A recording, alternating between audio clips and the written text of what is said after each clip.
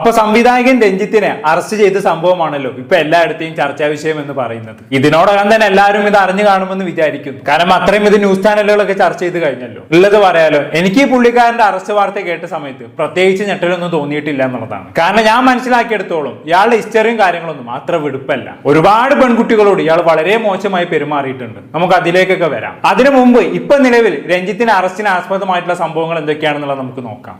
എന്താണ് ശരിക്കും സംഭവിച്ചത്? ഇവിടെ ഒരു യുവനടിയുടെ പരാതിയിലാണ് ഇപ്പൊ നിലവിൽ രഞ്ജിത്തിനെ അറസ്റ്റ് ചെയ്തിട്ടുള്ളത് അല്ലെ. അതിനെക്കുറിച്ച് ആയത്തിൽ നമ്മൾ പരിശോധിക്കുന്ന സമയത്ത് മനസ്സിലാക്കാൻ സാധിക്കുന്നത് എന്താണെന്ന് വെച്ചാൽ 2025 ജൂൺ അവസാനത്തിലാണ് ഈ കേസിന് ആസ്പദമായിട്ടുള്ള സംഭവം നടക്കുന്നത്. രഞ്ജിത്തിന്റെ പുതിയ സിനിമയുടെ ഷൂട്ടിംഗ് നടക്കുന്ന സമയമാണത്. എന്തായാലും ആ സമയത്ത് രഞ്ജിത്തിന്റെ സിനിമയിലേക്ക് അഭിനയിക്കാൻ വേണ്ടി പുതിയൊരു നടിയെ അപ്പോയിന്റ് ചെയ്യുന്നു. അങ്ങനെ ആ നടി അഭിനയിക്കാൻ വേണ്ടി രഞ്ജിത്തിന്റെ സിനിമാ സെറ്റിലേക്ക് വരുന്നു. 1-2 സീനിലൊക്കെ അഭിനയിക്കുന്നു. അങ്ങനെ അഭിനയിച്ചതിന് ശേഷം വസ്ത്രം മാറാൻ വേണ്ടി കാരവാനിലേക്ക് പോയതായിരുന്നു ഈ യുവനടി. അങ്ങനെ രഞ്ജിത്ത് എന്താക്കി, ഇവളുടെ പിന്നാലെ അങ്ങ് പോയി. അങ്ങനെ യുവനടി കാരവാനിന്റെ അകത്തേക്ക് കയറിയ തക്കം നോക്കി ഈ പറഞ്ഞ രഞ്ജിത്ത് എന്താക്കി, കാരവാനിന്റെ അകത്ത് കയറി വാതിലടച്ചു. പിന്നെ ഒന്നും നോക്കിയില്ല, നേരെ അങ്ങ് അവളെ കയറി പിടിച്ചു. എന്നിരുന്നാലും താൻ അഭിനയിക്കുന്ന സിനിമയുടെ സംവിധായകനിൽ നിന്നും ഇങ്ങനെ ഒരു അപ്രോച്ച് ഉണ്ടായപ്പോ ആ നടിയെ സംബന്ധിച്ചിടത്തോളം വളരെ ഷോക്കിംഗ് ആയിട്ടുള്ള ഒരു കാര്യമായിരുന്നു അത്. എന്തായാലും പെട്ടെന്ന് ഷോക്കായി യുവനടി എന്താക്കി, ഉടനെ തന്നെ ആ കാരവാനിൽ നിന്നും ഇറങ്ങി ഓടി എന്നുള്ളതാണ്. ഇതാണ് യഥാർത്ഥത്തിൽ അവിടെ സംഭവിച്ചിട്ടുള്ളത്. പിന്നെ ഇവിടെ പ്രത്യേകിച്ച് എടുത്തു പറയണ മറ്റൊരു കാര്യം എന്താണെന്ന് വെച്ചാൽ, ഈ പറഞ്ഞ രഞ്ജിത്ത് യുവനടിയെ കയറി പിടിക്കാൻ വേണ്ടി കാരവാനിലേക്ക് കയറി പോയ സമയത്ത് ആ കാരവാനിന്റെ പുറത്ത്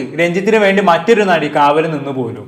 എന്തിനു വേണ്ടിയിട്ട്? മറ്റാരെങ്കിലും വരുന്നുണ്ടോ എന്ന് നോക്കാൻ വേണ്ടിയിട്ട്. എന്താ ഇതിനൊക്കെ പറയാ അല്ലേ? ഒരു പെണ്ണിനെ കയറി പിടിക്കാൻ വേണ്ടി മറ്റൊരു പെണ്ണ് ഒത്താശ ചെയ്തു കൊടുക്കുന്നു. ഇവിടെയൊക്കെ ഉണ്ടല്ലോ, കൈ കിട്ടാണെങ്കിൽ മട്ടല് വെട്ടിയെടുക്കണം എന്നാണ് എനിക്ക് പറയാനുള്ളത്. എന്തായാലും സംഭവം നടന്ന ഉടനെ തന്നെ ഈ മോശം അനുഭവം നേരിട്ട യുവനടി പോലീസിൽ പോയി പരാതിപ്പെട്ട് കേട്ടു. പോലീസ് ഉടനെ തന്നെ കേസെടുത്ത് അന്വേഷണം ആരംഭിക്കുകയും ചെയ്തു. അങ്ങനെയുള്ള അന്വേഷണത്തിലൊടുവിലാണ് ഇപ്പൊ നിലവിൽ രഞ്ജിത്തിനെ അറസ്റ്റ് ചെയ്തിരിക്കുന്നത്. അങ്ങനെയൊക്കെയാണെങ്കിൽ കൂടിയും ഇവിടെ ഒരു ചോദ്യം ബാക്കിയാവുന്നുണ്ട് അല്ലെ. എന്താണത്? ഈ യുവനടിക്ക് മോശം അനുഭവം നേരിട്ടത് എപ്പോഴാണ്? 2025 ജൂണിലാണ്. ഇന്നിപ്പോ ഏകദേശം ഏപ്രിലായി. സംഭവം നടത്തിയിട്ട് ഏകദേശം 9-10 മാസത്തോളമായി. എന്നിട്ട് ഇപ്പോഴാണ് അറസ്റ്റ് ചെയ്യുന്നത് എന്നൊരു ചോദ്യം ഇവിടെ ഉണ്ടായേക്കാം. അതിന് പോലീസുകാരൻ നൽകുന്ന മറുപടി എന്താണെന്ന് വെച്ചാൽ, രഞ്ജിത്ത് എന്ന് പറയുന്ന വ്യക്തി ഒരു സാധാരണക്കാരനല്ല, ഒരുപാട് പിടിപാടുള്ള ഒരു മനുഷ്യനാണ്. സിനിമാ മേഖലയിലാണെങ്കിലും രാഷ്ട്രീയ മേഖലയിലാണെങ്കിലും എല്ലാ തരത്തിലും പിടിപാടുള്ള ഒരു മനുഷ്യനാണ്. ആള് കട്ടൊരു LDF കാരനാണ്, ഒരു SFI പ്രവർത്തകനായിരുന്നു എന്നുള്ളത് എല്ലാവർക്കും അറിയാലോ. അതുകൊണ്ട് തന്നെ ഒരു പരാതി പുറത്ത് പെട്ടെന്ന് പോയി അയാളെ അറസ്റ്റ് ചെയ്ത് കഴിഞ്ഞാണെങ്കിൽ അയാൾ സുഖമായിട്ട് ആ കേസിൽ നിന്നും ഊരി വരും. അപ്പൊ അതിനു വേണ്ടി എന്ത് ചെയ്യണം? ഒരിക്കലും ഊരി വരാൻ പറ്റാത്ത രീതിയിൽ അയാളെ ലോക്കാക്കണം.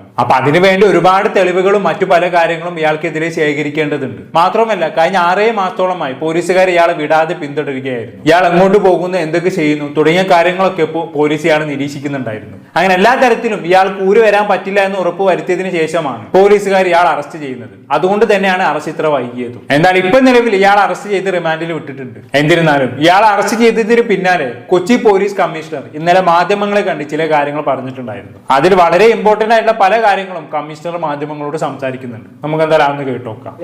സാറേ, ഈ പരാതിയിൽ നമുക്കറിയാം, പറയാൻ കഴിയില്ല എങ്കിലും എന്തെങ്കിലും പുറത്ത് പറയാൻ പറ്റുന്ന കാര്യങ്ങളുണ്ട്? എന്താണ് ഇയാളുടെ ഭാഗത്തു നിന്നുണ്ടായ പീഡനം? എന്താണ്? അല്ല, നിങ്ങൾ ചില കാര്യങ്ങൾ ഒന്ന് ഷൂട്ടിംഗ് ഷെഡിൽ നടന്നിട്ടുള്ളതാണ്. ഷൂട്ടിംഗ് ഷെഡിലുള്ള ആൾക്കാർക്ക് എല്ലാം അറിയും.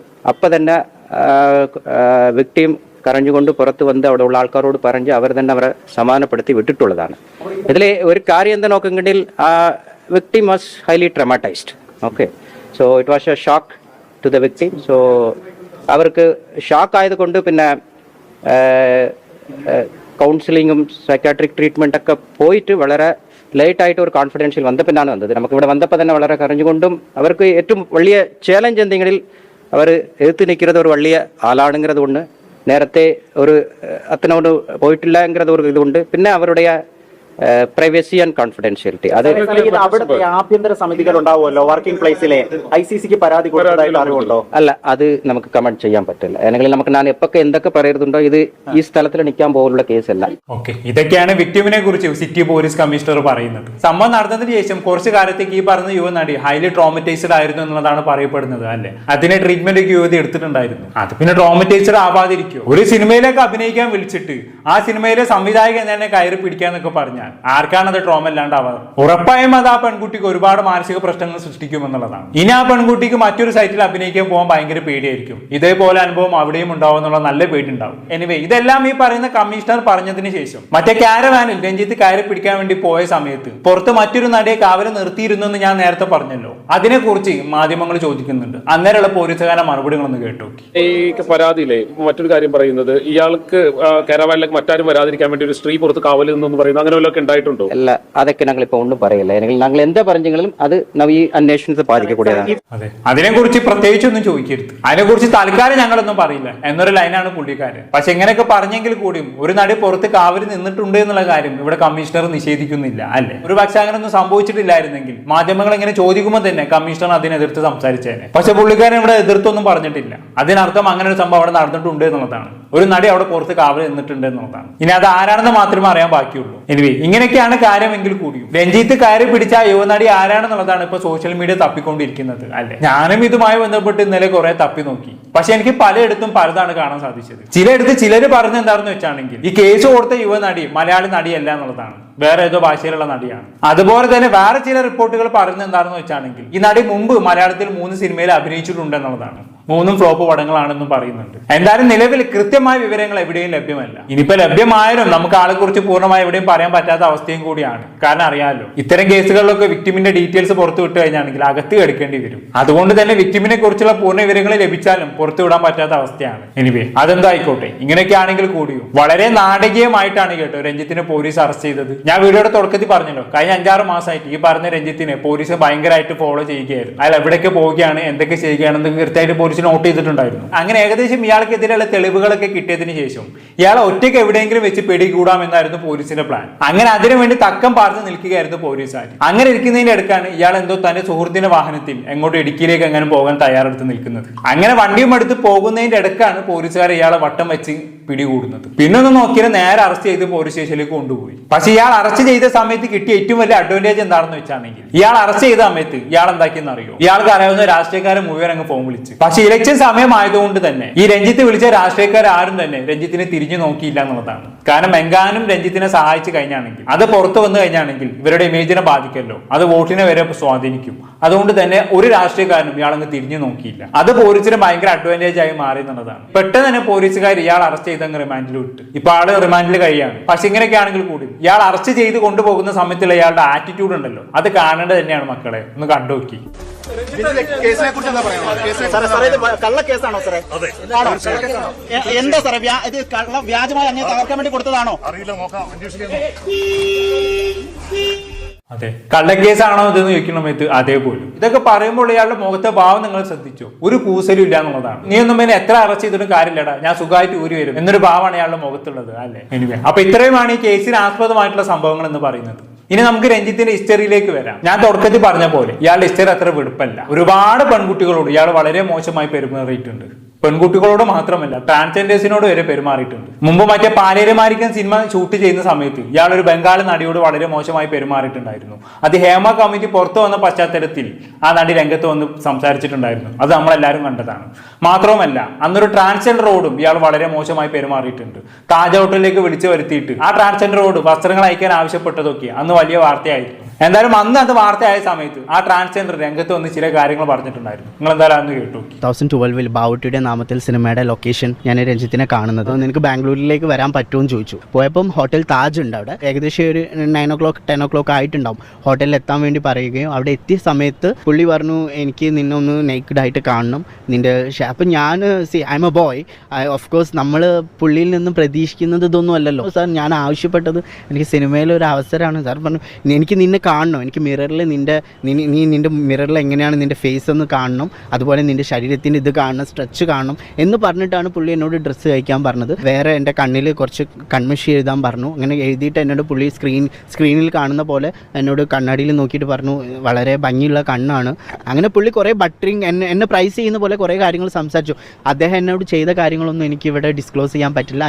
എൻ്റെ കുറേ പിക്ചേഴ്സ് പുള്ളി എടുത്തിട്ടുണ്ടായിരുന്നു, എൻ്റെ നെക്കഡ് പിക്ചേഴ്സ്. എന്നിട്ട് പറഞ്ഞു, I wanted to show my girl friend എന്ന് പറഞ്ഞിട്ട് പുള്ളി അത് എനിക്ക് തോന്നുന്നത് ആ നടിയുടെ പേര് ഞാൻ പറയുന്നില്ല, ആ നടി അവിടെ ഉണ്ടായിരുന്നു. അപ്പോൾ ഹോട്ടലിൽ ഉണ്ടായിരുന്നില്ല, പക്ഷേ എന്നോട് പറഞ്ഞ് പിന്നെ താജിലുണ്ടായിരുന്നു, ആളുണ്ടായിരുന്നു എന്നാണ് പറഞ്ഞത്. എനിക്ക് കുറച്ച് പിക്ചേഴ്സ് കാണിച്ചു കൊടുക്കണം എന്നൊക്കെ പറഞ്ഞപ്പോൾ ഞാനും അപ്പോൾ കരുതിയത് എന്താണെന്ന് വെച്ചാൽ കുഡ് ബി ആളുടെ മനസ്സിൽ എന്തെങ്കിലും ഒരു സിനിമ ഏതെങ്കിലും ഒരു കഥയുടെ രൂപമായിട്ട്, കാരണം ഒരു തിരക്കഥാകൃത്തുകൂടെ ആണല്ലോ, അപ്പോൾ എന്നൊക്കെ കരുതിയിട്ടാണ് ഞാൻ അതിനൊക്കെ വില്ലിങ് ആയി. ഓക്കെ, ഇതൊരു വർഷം മുമ്പേ ഒരു ട്രാൻസ്ജെൻഡർ രംഗത്ത് വന്ന് പറഞ്ഞ കാര്യങ്ങളാണ്. ഇത് അന്ന് വൻ ചർച്ചാ വിഷയമായി മാറിയിട്ടുമുണ്ടായിരുന്നു അല്ലേ? അന്ന് ന്യൂസ് ശ്രദ്ധിച്ചവരൊക്കെ പുള്ളിക്കാരന്റെ സംസാരം കേട്ടിട്ടുണ്ടാകും. ഞാൻ ഈ വിഷയം വീണ്ടും എടുത്തിട്ടുള്ള കാരണം എന്താണെന്ന് വെച്ചാണ്, ഇവിടെ ഈ ചങ്ങായി അവസാനമായിട്ടൊരു കാര്യം പറഞ്ഞു വെക്കുന്നുണ്ട് അല്ലേ, അതായത് തന്റെ നഗ്ന ചിത്രങ്ങൾ പകർത്തി എന്നുള്ളത്. എന്ന് പറഞ്ഞിട്ടാണ് രഞ്ജിത്ത് തന്റെ നഗ്ന ചിത്രങ്ങൾ പകർത്തിയത് തന്റെ ഗേൾ ഫ്രണ്ടിന് അയച്ചു കൊടുക്കാൻ വേണ്ടിയിട്ടാണ് പോലും. ഇനി ആരായിരുന്നു രഞ്ജിത്ത് പറഞ്ഞ ആ ഗേൾ ഫ്രണ്ട് എന്നുള്ളത് ഇദ്ദേഹം മറ്റൊരു ഇന്റർവ്യൂവിൽ പറയുന്നുണ്ട്. നമുക്ക് എന്തായാലും കേട്ടോക്കാം. രഞ്ജിത്ത് ഈ ഒരു റൂമിലുള്ള സമയത്ത് എന്നോട് ഡ്രസ് ായിട്ട് നിൽക്കാൻ പറഞ്ഞ സമയത്ത് രഞ്ജിത്ത് ഒരു നടിയുമായിട്ട് സംസാരിച്ചുകൊണ്ടിരിക്കുകയാണ്. ആ നടിയുടെ പേര് ഞാൻ വെളിപ്പെടുത്തിയിട്ടുണ്ട്, മാതൃഭൂമി ന്യൂസിൽ ഞാൻ വെളിപ്പെടുത്തിയിട്ടുണ്ട്. അവരുടെ പേര് രേവതിയാണ്. നടി രേവതിയായിരുന്നു, അവരുടെ പേര് രേവതിയാണെന്നാണ് എന്നോട് പറഞ്ഞത്. സോ രേവതിയായിട്ട് രഞ്ജിത്തിന് ബന്ധമുണ്ടോ ഇല്ലയോ എനിക്കറിയില്ല. ഇല്ല, അവരെൻ്റെ ഫോട്ടോസ് എടുത്തിട്ട് എങ്ങനെ അയക്കുന്നുണ്ടായിരുന്നു. അപ്പോൾ ഞാൻ ചോദിച്ചു ആർക്കാണ് അയക്കുന്നത്, അപ്പോൾ പറഞ്ഞു രേവതിക്കാണെന്ന് പറഞ്ഞു. രേവതി ഉണ്ട്, അവർ നിന്നെ കണ്ടിട്ട് ഇഷ്ടമായി എന്നൊക്കെയാണ് എന്നോട് പറഞ്ഞത്. ഓക്കെ, അപ്പൊ രേവതിയാണ് രഞ്ജിത്ത് പറഞ്ഞ ആ ഗേൾ ഫ്രണ്ട് എന്നുള്ളതാണ് ഇവിടെ ഈ ട്രാൻസ്ജെൻഡർ പേഴ്സൺ പറയുന്നത് അല്ലേ? പക്ഷെ അന്ന് രേവതി ഇദ്ദേഹത്തിന്റെ ആരോപണത്തെ നിഷേധിച്ചുകൊണ്ട് രംഗത്ത് വന്നിട്ടുണ്ടായിരുന്നു കേട്ടോ. അത് പിന്നെ സ്വാഭാവികമായിട്ട് അങ്ങനെയല്ലേ വരത്തുള്ളൂ. ഏതൊരാളും താൻ അങ്ങനെ ചെയ്തിട്ടുണ്ടെന്ന് സമ്മതിച്ചു തരില്ലല്ലോ. പക്ഷെ ഇങ്ങനെയൊക്കെ ആണെങ്കിൽ കൂടിയും അന്ന് ഈ ന്യൂസ് ഫ്ലാഷ് ആയ പശ്ചാത്തലത്തിൽ ഈ പറഞ്ഞ രേവതിയും രഞ്ജിത്തിനെയും വെച്ചു ഒരുപാട് ഗോസിപ്പുകൾ അന്ന് പ്രചരിച്ചിട്ടുണ്ടായിരുന്നു. ഇവർ തമ്മിൽ കുറെ കാലം പ്രണയത്തിലായിരുന്നു. രഞ്ജിത്തിന്റെ കുടുംബജീവിതം അത് കാരണം താറുമാറായി. രഞ്ജിത്ത് കാരണം രേവതി ഗർഭിണിയായി തുടങ്ങിയ രീതിയിലുള്ള ഒരുപാട് ഗോസിപ്പുകൾ അന്ന് പ്രചരിച്ചിട്ടുണ്ടായിരുന്നു. ആ സമയത്ത് ക്രൈം നന്ദകുമാർ എന്ന് പറയുന്ന വ്യക്തി ചെയ്തൊരു വീഡിയോ മില്യൺ കണക്കിന് വ്യൂസും പോയിട്ടുണ്ടായിരുന്നു. അതിൽ പുള്ളിക്കാരൻ പറയുന്ന കാര്യങ്ങൾ നിങ്ങളൊന്ന് കേട്ടുനോക്കി. രഞ്ജിത്തിന് രേവതി ഇല്ലാതെ ജീവിക്കാൻ പറ്റില്ല. ഏത് സമയത്ത് ഫോണിലൂടെയാണെങ്കിൽ നേരിട്ടും രഞ്ജിത്ത് രേവതിയോട് ഇഴുകി ചേർന്നുകൊണ്ട് മനസ്സും തമ്മിൽ ഒന്നിച്ച് അവർ ശരീരവും മനസ്സും ഒന്നിച്ച് അങ്ങനെ യാത്ര ചെയ്തു. അതിലൊരു കുട്ടി ജനിച്ചു. ഈ സമയത്താണ് ഭാര്യ അറിയുന്നത്. ഭാര്യ ആകെ പ്രശ്നമായി. പിന്നീട് അവർക്ക് മാനസിക നില തെറ്റി. കാരണം അത്രയും അവർ രഞ്ജിത്തിനെ സ്നേഹിച്ചിട്ടുണ്ടായിരുന്നു. മാനസിക നില തെറ്റി അവർ ഭ്രാന്തിയായി എന്നുള്ളതാണ് സത്യം. അതോടൊപ്പം തന്നെ ഈ രേവതി പ്രശ്നം വാർത്തകളായി. രേവതി ഗർഭിണിയാണെന്നുള്ള വിവരം പുറത്തു വന്നു. അത് വലിയ ഒച്ചപ്പാടുണ്ടാക്കി. അങ്ങനെ അവസാനം എന്തായി, രേവതി ഇപ്പോൾ അവസാനം പറഞ്ഞ മറ്റൊരു ഡോണറുടെ ഒരു കുട്ടിയെ ദത്തെടുക്കുകയാണ് ചെയ്തതെന്നാണ് പറഞ്ഞത്. രേവതി നേരത്തെ ഒരു ഇതൊക്കെ ഉള്ളതാണോടെ ആർക്കറിയാം അല്ലേ? കുറെയൊക്കെ ഇയാൾ കയ്യിൽ നിന്ന് എടുത്തിട്ട പോലെയാണ് എനിക്ക് ഇയാളുടെ സംസാരം കേട്ടപ്പോൾ തോന്നിയത്. പക്ഷെ എങ്ങനെയൊക്കെയാണെങ്കിൽ കൂടിയും രഞ്ജിത്തുമായ ഒരു പേഴ്സണൽ റിലേഷൻഷിപ്പ് തനിക്ക് ഉണ്ടായിരുന്നെന്ന് കുറെ മുന്നേ തന്നെ രേവതി മറ്റൊരു ഇന്റർവ്യൂവിൽ പറയുന്നുണ്ട്. നിങ്ങൾ എന്തായാലും കേട്ടു നോക്കി. രഞ്ജിത്തിനെ പോലെ ഒരു സുഹൃത്തിനെ കുറിച്ച് ഒരു ഗോസിപ്പ് വരുന്നു. അപ്പൊ അതിനെ നേരിടാൻ ഈ ധൈര്യം ഉണ്ടാവൂ? പിന്നെ because I think Ranjith is A very good friend. He is part of my life. അത് തീർച്ചയാണ്.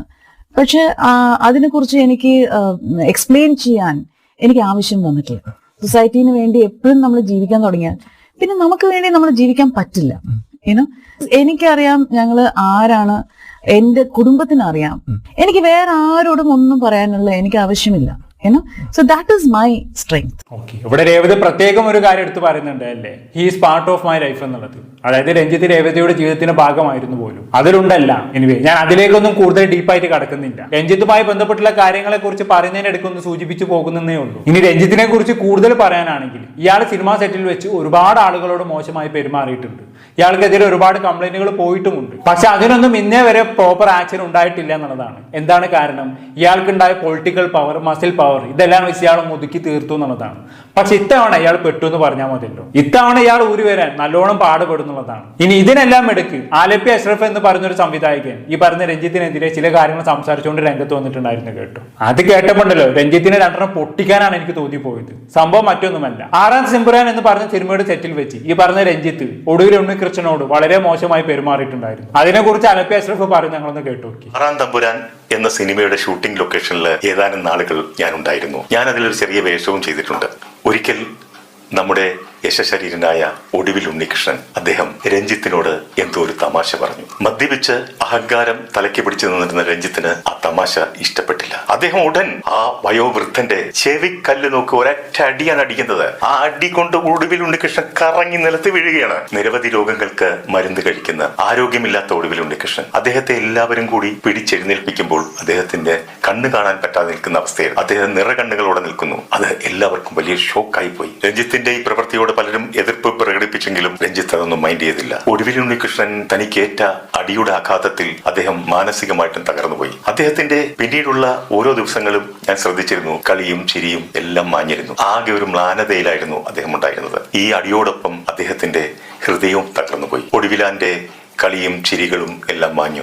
അദ്ദേഹം സെറ്റിൽ വന്നാൽ വളരെയധികം തമാശ പറയുന്ന ഒരാളായിരുന്നു, ചിരിക്കുന്ന ആളായിരുന്നു, എല്ലാവരെയും രസിപ്പിക്കുന്ന ആളായിരുന്നു. അതൊന്നും പിന്നീട് ഞാൻ കണ്ടിട്ടില്ല. അതിൽ നിന്നും മോചിതനാകാൻ ഏറെ നാൾ എടുത്തു എന്നുള്ളതായിരുന്നു സത്യം. ഞാനിവിടെ ഇത് തുറന്നു പറയാൻ കാരണം ഒടുവിൽ ഉണ്ണികൃഷ്ണൻ എന്ന വയോവൃദ്ധന്റെ ആ സംഭവം എന്റെ മനസ്സിനെ വല്ലാതെ വേദനിപ്പിച്ചിരുന്നു. മാത്രമല്ല, ഇനി വരുന്ന തലമുറയ്ക്ക് വിജയവും പ്രശസ്തിയും ഒക്കെ കൈവരിക്കുമ്പോൾ അഹങ്കാരം തലയ്ക്ക് പിടിച്ച് ഇത്തരം പ്രവൃത്തികൾ ചെയ്യാതിരിക്കട്ടെ എന്നുള്ളൊരു സന്ദേശം കൂടിയാണ് ഞാൻ. ഓക്കെ, അതാണ് ഇയാളെ സ്ത്രീകളോട് മോശമായി പെരുമാറുന്നത് മാത്രമല്ല, മൊത്തത്തിൽ സിനിമാ സെറ്റിലുള്ള ഇയാളുടെ ആറ്റിറ്റ്യൂഡ് എന്ന് പറയുന്നത് വളരെ മോശമാണ്. വളരെ ധാർഷ്ട്യത്തോടു കൂടി തന്നെയാണ് ഇയാൾ മറ്റുള്ള ആർട്ടിസ്റ്റുകളോടും പെരുമാറിയിരുന്നത്. അങ്ങനെ എല്ലാം കൂടി കൂട്ടി കഴിച്ച് നോക്കുന്ന സമയത്ത് ഈ ഒടുവിൽ ഉണ്ണികൃഷ്ണനോട് ചെയ്തതിനോടൊക്കെയുള്ള കർമ്മഫലമായിട്ട് ഇതിനെ കണക്കൂട്ടിയാൽ മതി. ഇനിയിപ്പോ കുറച്ചു കാലം കേസും കുറ്റങ്ങളൊക്കെ ആയിട്ട് രഞ്ജിത്തിന് നടക്കാം. അതാണ് പറയുന്നത്, താൻ ചെയ്യുന്നതിന് ഫലം താൻ തന്നെ അനുഭവിക്കേണ്ടി വരും എന്നുള്ളത്. കൂടുതലായിട്ട് ഞാനൊന്നും പറയുന്നില്ല, കാര്യങ്ങൾ നിങ്ങൾക്ക് മനസ്സിലായി കാണുമെന്ന് വിചാരിക്കുന്നു. എന്താണെന്നായിട്ട് നിങ്ങൾക്ക് തോന്നുന്നത് താഴെ കമന്റ് ബോക്സിൽ രേഖപ്പെടുത്തുമല്ലോ. അടുത്തൊരു ടോപ്പിക്കുമായി വീണ്ടും കാണാം.